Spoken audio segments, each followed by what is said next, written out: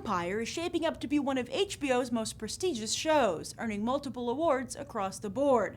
So as the second season debuts this month, September 25th, the premium cabler is pulling out all the stops to get you in a vintage state of mind, including literally.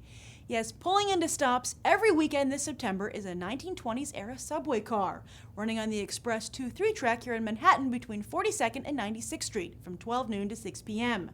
And if you can't make it into Manhattan, you can ride the train right here on YouTube by clicking here.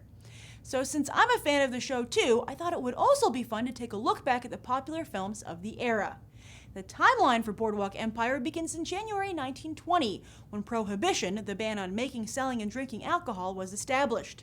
But while people raised their voices in protest not just against that law, but also for votes for women and to cheer on Babe Ruth, the movies were still running silent.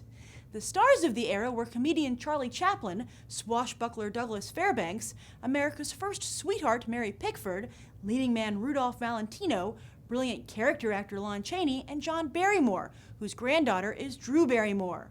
The decade in film started off with a bang, including The Mark of Zorro.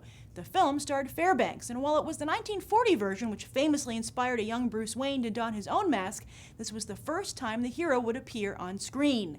However, by this time, audiences were already being treated to a remake of Dr. Jekyll and Mr. Hyde, this time starring Barrymore. Next, as Boardwalk Empire moves further into the roaring 20s, let's see what else the decade had in store for Hollywood.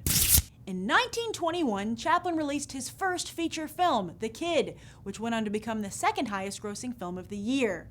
The highest was The Four Horsemen of the Apocalypse, a fictional World War I epic which made Valentino an overnight sensation.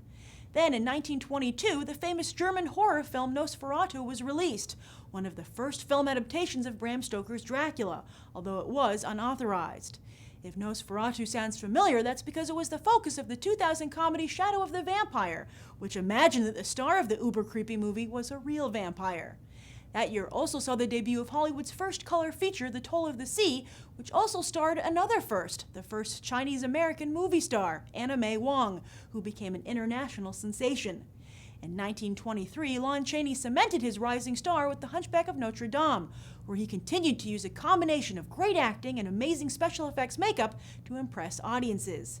This is also the year that a young Walt Disney launched his Alice comedies, animation live-action hybrid short films that were his first commercial hit. And the very next year, director John Ford had his first big hit, the epic western The Iron Horse. And just 3 years later, in 1927, British director Alfred Hitchcock would make his own mark with his first hit, The Lodger, while German director Fritz Lang made his with Metropolis. Furthermore, that year Hollywood discovered its first sex symbol, Clara Bow, and movies talked for the very first time with the jazz singer. So as you can see, Nucky Thompson wasn't the only one making a name for himself in the early 1920s.